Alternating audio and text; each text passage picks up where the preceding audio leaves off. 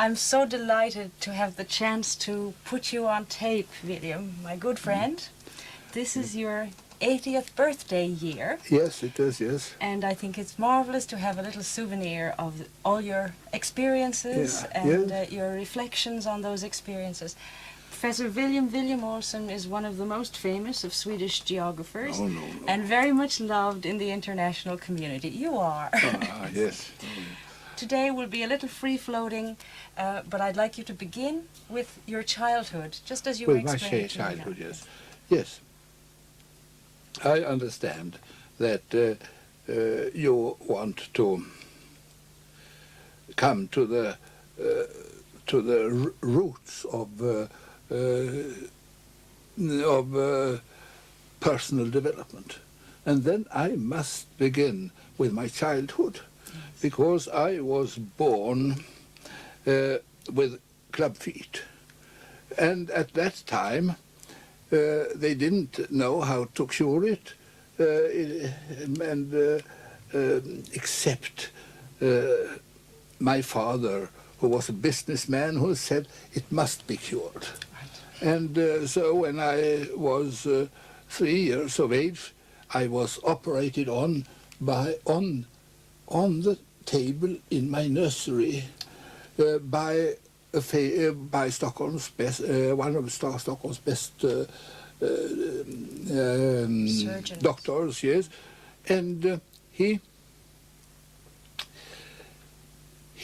cured this what do you call it? Disability. Disability.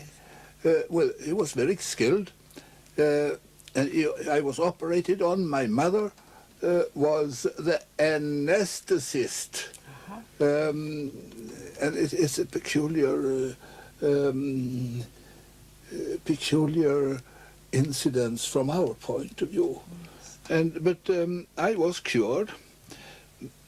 But that childhood, the early childhood, very early childhood, brought to me a feeling of at heart being not much worth. I was a cripple, and I couldn't move much, so I was fat. I was like a football or something like that.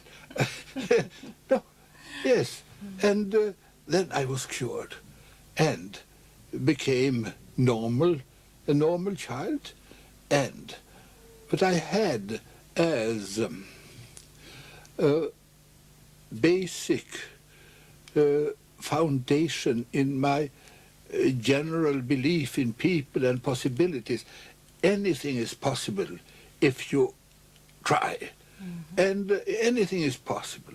And I had met so much love and care when I was a child that to me, everybody was a good person, a nice person. Yes, that's my first childhood. Then after that, but I never believed in myself. I guess most children who are able, they learn to believe in themselves. I didn't do that, and to that this came that I had a definite another drawback. I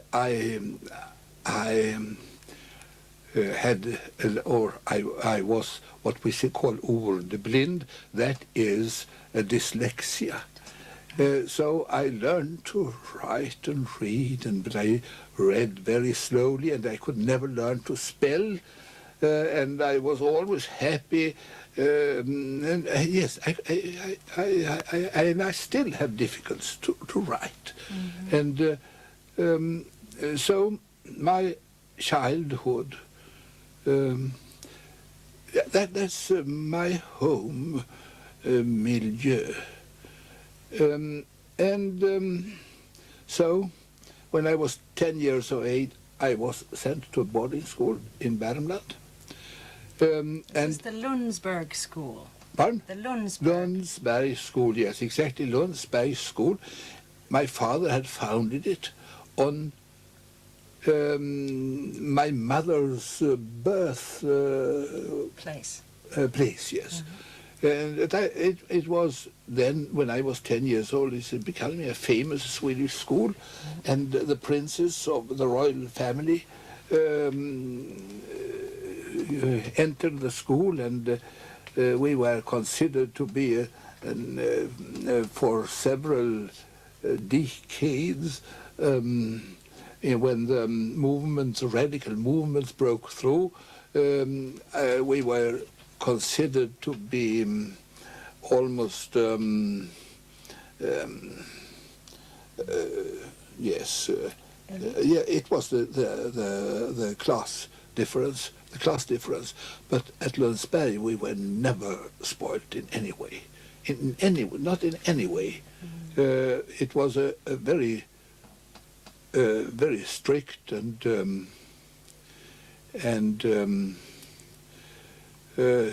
from many points of view, a lovely place, and it is now owned by the former pupils, and they are running it with a state aid, as long as they are allowed to in our with a political development in Sweden. But that's another thing. Yes. But yes, that was. But the teaching there was very much like ordinary Swedish and German schools. Strict subjects and very strict control. You had to work, and at Lundsberg we had, if I look back on my working that day there, it was fantastic what we had to do and what we did too. But I hated that way of working, because it didn't fit me at all. No, and then I was in opposition to, so I felt unhappy with that kind of work. But at the same time, I knew that my father had started the school. He was never a teacher, and he was a businessman. So he didn't, but I knew that schools had to be reformed. I knew that from the beginning, and already at 16 and 7 years of age, 16 and 17 years of age, I took contact with modern movements in pedagogics, in Switzerland, and above all in England. And there I got in contact with the New Education Fellowship, which was very little known in Sweden, but and that proved to be a very happy, a very good experience as I got. I'm sorry, I dropped my English now. No, that's okay. No, that's all right. Was it Montessori education? Yes, but that is about my school years, and my early youth. But from this, I may go over to the world outside, outside school, and my home was visited by people from different kinds of the world, above all from England, but also from Germany. And when the First War broke out, some of friends came from Germany, and they were filled of German arguments, and others came from England, and they were filled with English arguments, and they quarreled. And I asked myself, how can it be that these kind friends of ours begin to hate each other? No, yes, it is, and already then it was I had the possibility to follow this problem a little bit because my father was a Swedish, he was born in England, but was a Swedish subject and married to a Swedish, my mother was a Swedish girl. He was mainly working in Sweden in the industries and Swedish näringsliv was that economic life. Yes. But when the war came, he tried to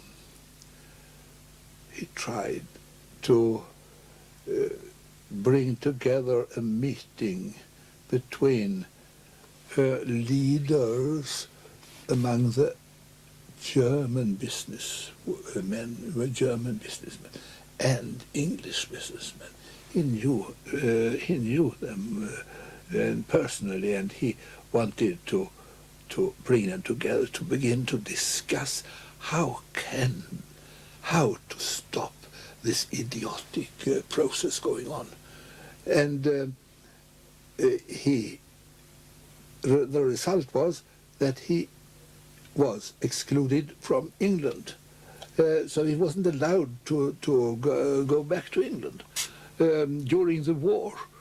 And that was above all very, yes, it was a demonstration of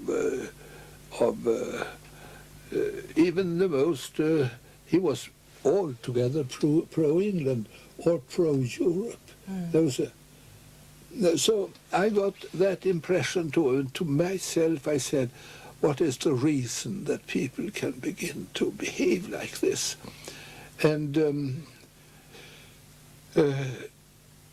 one of the reasons must be that we don't know each other's countries and each other's histories. Mm-hmm. That is, we don't know them. When I went to university, I chose history as my first subject, English as my second, because then I could, and geography as the third. That depended upon personal relations, and so I took my, and when I studied history, I chose my field to study for special studies, which we had if we wanted to get a top mark. Had to make a paper on that, and I chose Bismarck. Mm-hmm. And in history that was 50 years earlier, and that was the nearest I could come the present conditions then.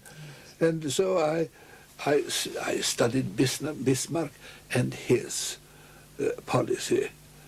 And in geography I took as a special theme the geopolitics of the Pacific Ocean, yes, which was of interest after the Versailles peace, and a Swedish geographer and historian, his name was Rudolf Kjellén. Yes. He wrote a book on staten som livsform, the state as a way of organizing life, or and he wrote very interesting things about that, and the country was the body of a living organism. The king or the president and he was the head, and ordinary people were what do you call the blodkroppar? The corpuscles and veins. Yes. We were, and that's very funny, because Haushofer Yes. was Taught by him. yes, he was got his From Chile. ideas very much from Rudolf, and Rudolf Hess Yes. was Haushofer's assistant, Yes. and so the thoughts there. What years were they? Pardon? What years can you What? remember? What? It was while you were a student that you read No, that. yes, that was in Uppsala. I must have 1925, I believe. 1925, I think it was. And but then I went in for teaching, Yes. and then I had I took my what you call it, magister, that's Teaching diploma. teaching Yeah. diploma in 1927, and I went up to the arbetsförmedling, that is the Employment agency. yes, employment organization, and said to them that I have fine high marks in history, in geography, and English. Can you is there a place where I can get a living? And I got the answer, this is typical, I got the answer that, yes, if there are two before you with that combination, no, there are two jobs with that teacher combination in the Swedish system of education. And 127 Applicants. applicants for the two places. So he said, you had better go back to Uppsala and study literature and linguistics. Then I could become a teacher in the Swedish system. But I didn't have any money for that, and I had like most Swedish, my father, when he died, the family was bankrupt, and I had to borrow my money, and I didn't dare to borrow any more. It was just what that was the general way of Swedish youngsters then. They borrowed money and paid it back after slowly after 10, 20, 30 years or so. They were free then.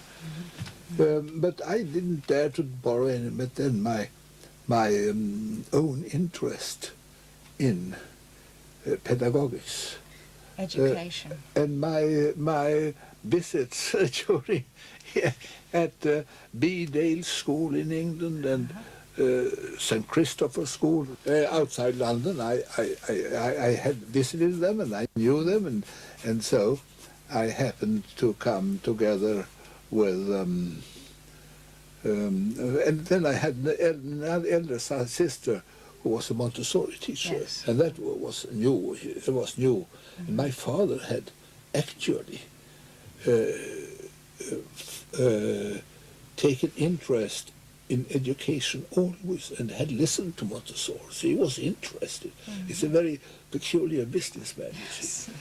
And so through my sister, I came in contact, and my brothers, elder brothers too, with Carl Malmsten, a famous designer. He was becoming he got his fame when the town hall in Stockholm was built, and there was a competition among for the furniture in the town hall, and he won the first prize and the second prize.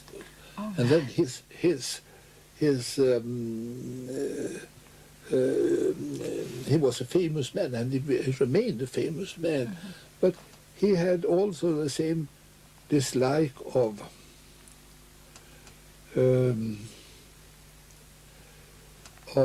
schools where boys and girls listen, were passive, and he was just starting a new experiment school, and I joined him and worked together with him for 6 years.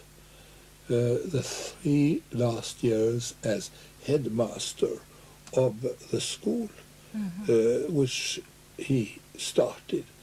This was the ideas we had, were taken up 20 years later by the official schools in Sweden. It's very, very funny to look at, 10 or 20 years afterwards. So, but then I was far away from it, because one day, it was in 1933 or something like that. Yes, I got on in collision with Malmsteen. What do you call it? Collided. Conflict. Yeah. A conflict with Carl Malmsteen. Because he wanted one thing and I began to know what I wanted, you see. And so I could have stayed as a teacher in the Olof school, but I said, no, that is not my job. And that was a blessing in disguise, because I didn't have, and I don't have, interests enough for individuals. I am interested in ideas. That is evidently so.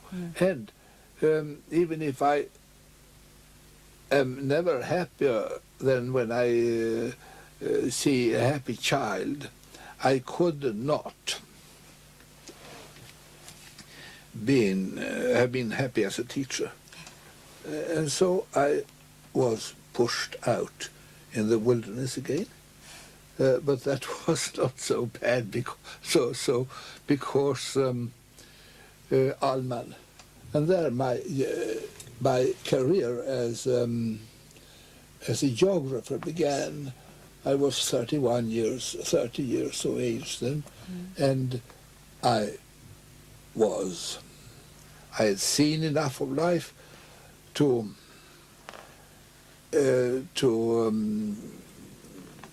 see the possibilities and the needs of geography, and on top of that, I had a brother who was a town planner. My eldest brother was a town planner, and he became a very well-known town planner. I listened very much to his ideas about planning a town and planning, and so Haig in America came with his New York investigation, which was mainly centered not on town planning, but on regional economic. Yes, regional economics and yes, but his ideas were caught. They were caught by Hans Ahlman, who was a new professor in Stockholm, and he started an investigation of Stockholm. I had been prepared on such work before, because as a student I was a pupil of Sten de Geer. And Sten de Geer, he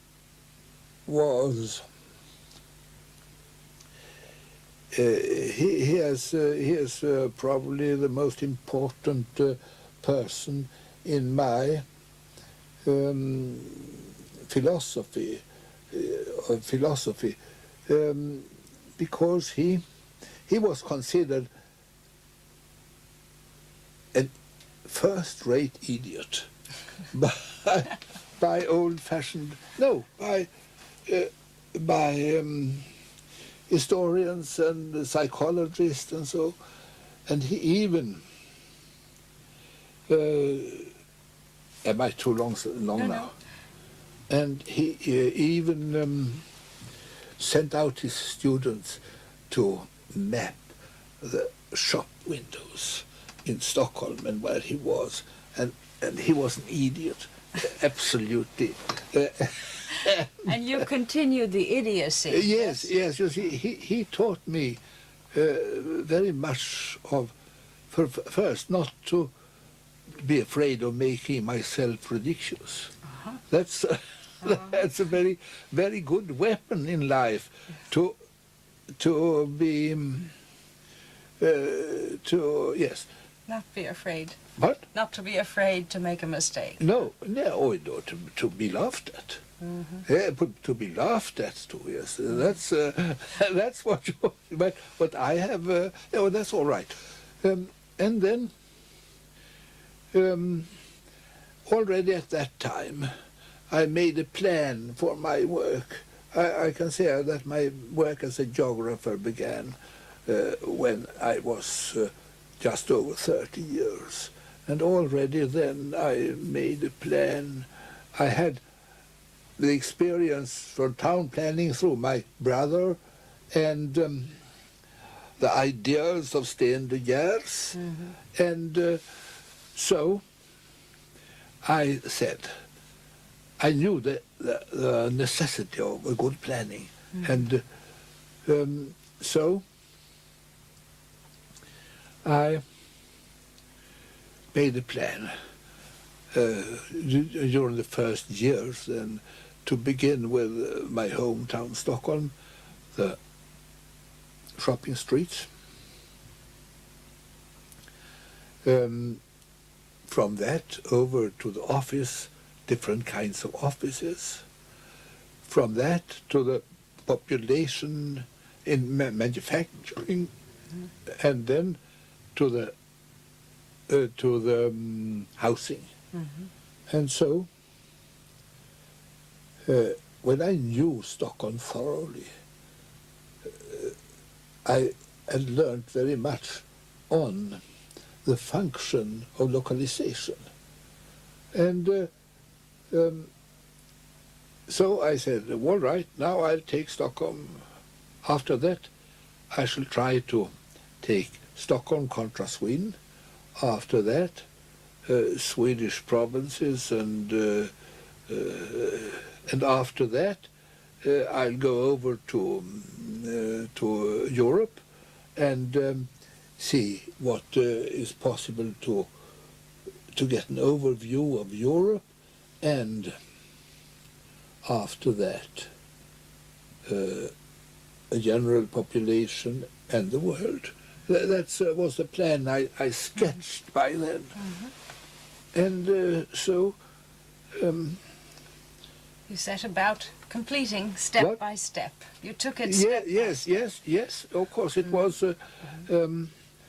And usually such plans do not show themselves realistic. Mm-hmm. And my plan lacked realism in one respect, that it was a too wide and large plan for me to accomplish. What do you call it? To accomplish. Yes, accomplish. Yes, but that was another thing. Then. Well, I'd like to come back to the Stockholm later, but first, I'd like to get into this world interest, which was obviously there in your childhood, but which I think you developed through maps. You felt that one way to describe this large-scale reality was to make good maps of it, whether it be world population or projections from different angles and so on. Would you like to talk about? You think that I have been working much with maps? Yes. From the beginning, Stende Year got you mapping detail on the streets. Do you think that your creative later work in mapping could be traced to De Year's influence? Yes. Yes, of course. Stende Year, he made a very famous population map of Sweden. Yes. And I accepted that at once, but I only made maps to get an idea of what I'm working with. Yes. Because I must visualize for myself what it is I'm working with. I was not particularly interested in maps, but I had to create maps in order to approach the big problems. I couldn't take the world into my room, and I had to find some way of making a miniature model, that is the map. But I always worked with the maps as instruments. Yes. For answering questions. Yes. You were hinting at something else. No, that's quite okay. I think it's better we move back to the Stockholm story. Yes, yes. And right after your dissertation on Stockholm, Yes. which was a very innovative study in many ways, you were asked to do some work on population projections and other aspects of the future of Stockholm. Yes. Would you like to talk about that? Yes. A bit? Yes. This has to do with happy moments in my career as a scientist, if I may use that very solemn expression and a word, because I had found, when I was working with Stockholm, and actually I've been working with Stockholm for 4 years, then I saw, excuse me, what was your how did you formulate your question? The Stockholm population for predictions for Stockholm. Yes, predictions, yes. I said to myself, I can't predict anything, but the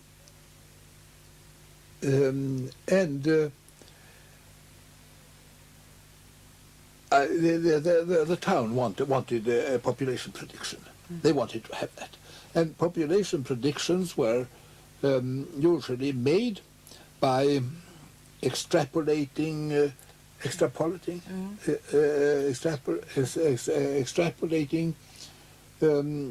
population curves. And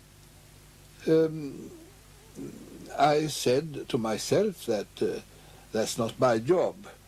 I have to calculate the development if I shall get anything worth having, and so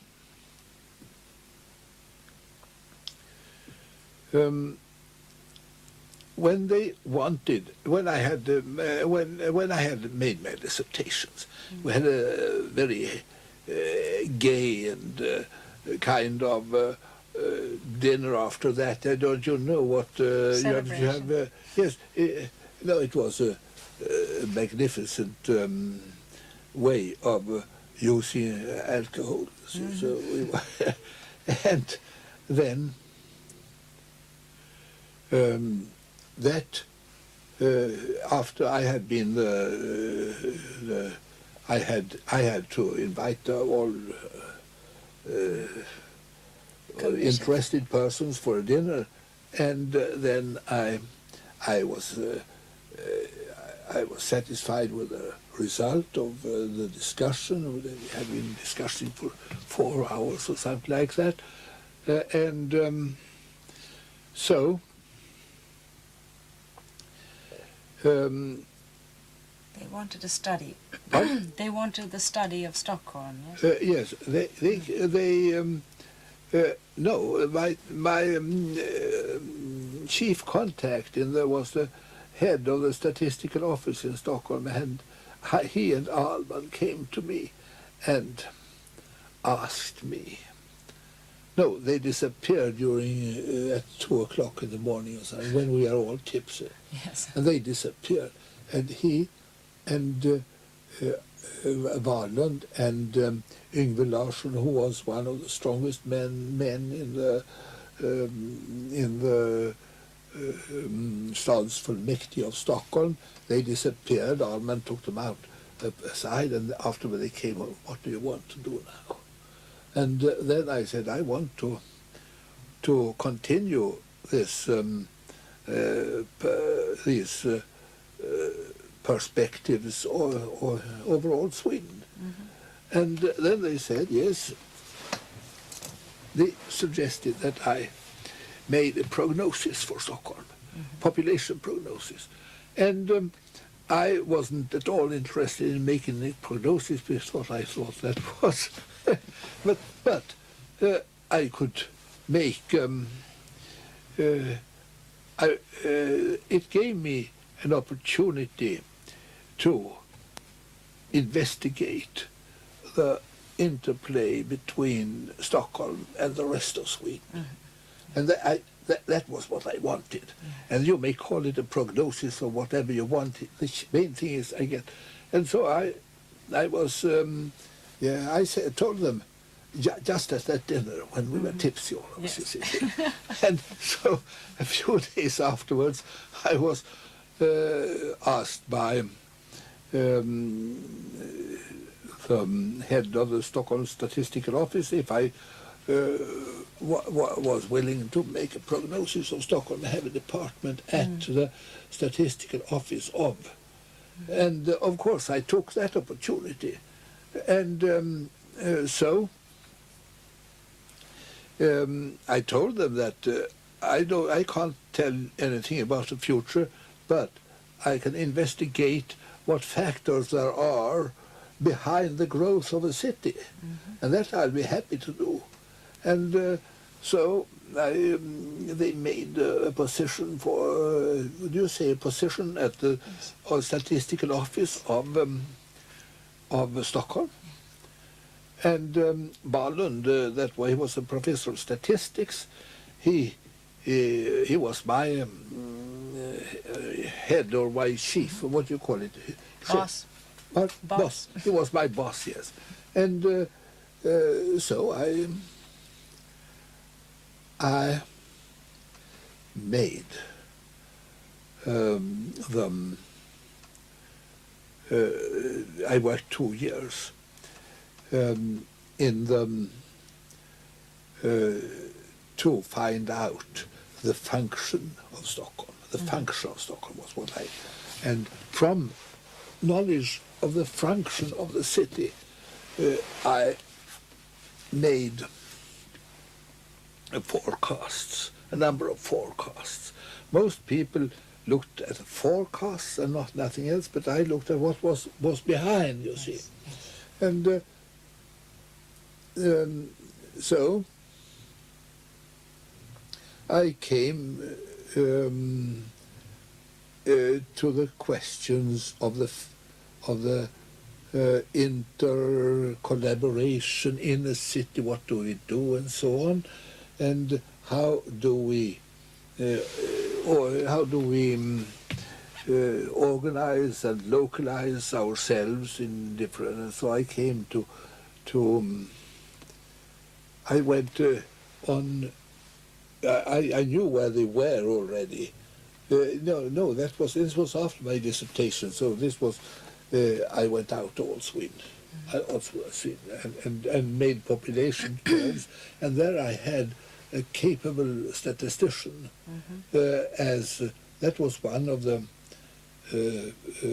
villkor, the prerequisites, Yes. which I must have a statistician and who can handle all statistical material and work together with me. And he did so, and my job was to say what parts of his different factors, statistical factors, how they depended on each other, and so on. And so I made the population prognosis.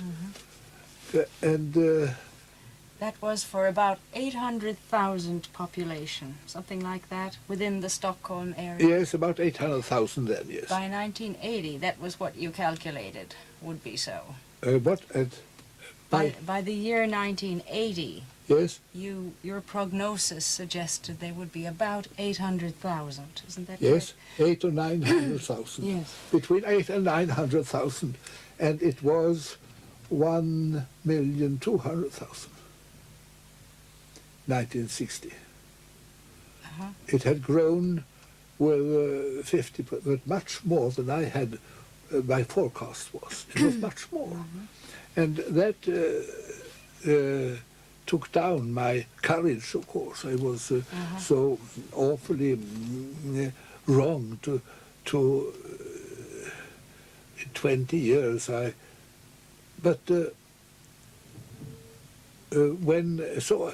was fed up with that kind of job. I said, that's not the job for a scientist.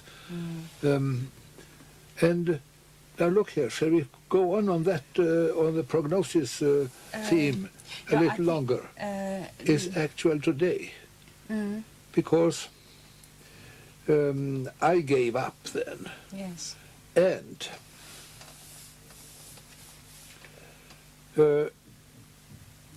first, in 1860, I returned to the problem of prognosis, of making prognoses. And then I had left all that kind of geography to the business economists, and they told us that Stockholm should grow very rapidly to 2.5 million in 1880. That was their result, but then I took out my and saw what was wrong with my own prognosis. Between 800,000 and 900,000, and it was actually 1,200,000, and that's a pretty bad. But then I analyzed my prognosis from 1941 and found that I had accepted the official numbers for Sweden by Wicksell. You don't know, you know him. Yes. Wicksell. He was our greatest expert then. And I said, I'll accept his prognosis on the population of Sweden. And that was, I had to accept. And then I had said, when I made my prognosis, provided I had made provisions, you see, that we don't get a war and such things. And then I analyzed my first result in afterhand and found that I had come to the result that Stockholm will contain 20.2% of the population of Sweden, or something like that. And that was what we had. The relation between Sweden's population and Stockholm's population was the same, you see. And that depended upon two facts which I didn't calculate with. I reserved myself for such things, but we had the immigrants, a great number of immigrants, and then the baby boom. Yes. And they too explained the failure of my prognosis. And then I said, my thought was correct. But Wicksell and the World War had cheated our calculations, but I had made a reservation of for war and such things, but I made the prognosis. So from the beginning, I didn't want to make a prognosis. I had to make a prognosis. Then I made it as Stockholm as a part of the rest of Sweden. And then I came to the same percentage as it actually got. And why did it grow so much? That was because of the immigration, which we didn't have counted with. We counted with the possibility, but it was out of. And the baby boom. Well, baby boom, yes. And but then I had a very hard way to come back in Stockholm, and they planned Stockholm for 2 million people now. And I said that's wrong; it's impossible. But at last they had to admit that it was so. But you asked about what did you get an answer? Yes, that's just fine. Now, when you look back on that Stockholm story, Yes. from the time of your involvement until today, Yes. what are the kinds of big lessons that it teaches? It teaches. What lessons can be learned from that experience? From my experience here Yes. on urban development and The geographer's involvement in urban development. yes, it is if you have knowledge enough, we can, and if provided a certain paradigm, not among geographers, but among concerning the political view on the development. Then it is not so difficult to make predictions, but then you must know what you are, the prerequisites for it. I am more optimistic now than I was when I made the prognosis, because of my experience. I was wrong, but that was not my fault. It was other extra the external things that happened, which we of course never can guard us for. Yes, of course. Now there's one final question that I'd love to hear your thoughts on. It's something we have discussed before and you have written to me about. It's the whole question of human creativity. Human creativity. Yes. Yes. You have some thoughts on that? Yes, I have. And the only thing I can, human creativity applied to scientific problems or in general, it's both. Both. Human creativity. You can confine it to geography or science if you like. I confine it to geography and science. It depends upon, first of all, upon the willingness to see reality and not to have a wishful thinking when you look at when you make your observations. Then we take the scientific creativity in geography.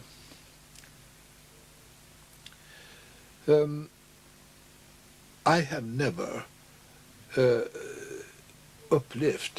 experienced myself as creative. No, not at all. It's nonsense. No, yes, it is so. But I know one thing, and that is that I scorn,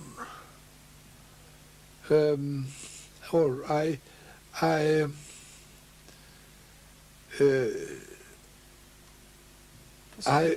believe, let's say that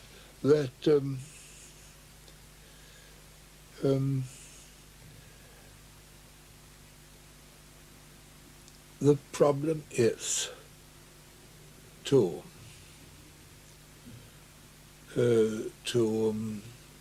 see things as they are, to see them and observe them as they are. And as far as geography goes, I think that we are geographers in general are far too ready to make generalizations. And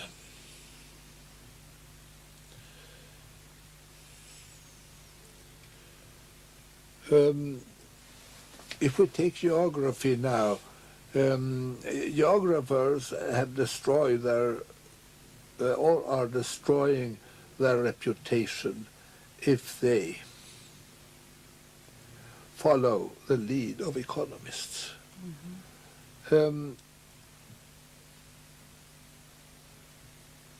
Our job is to observe the real world and to rinse the economists' ways of solving questions from their abstract. What? Abstract. What? Abstract. Yes, they yes, yeah, from their abstraction of everything.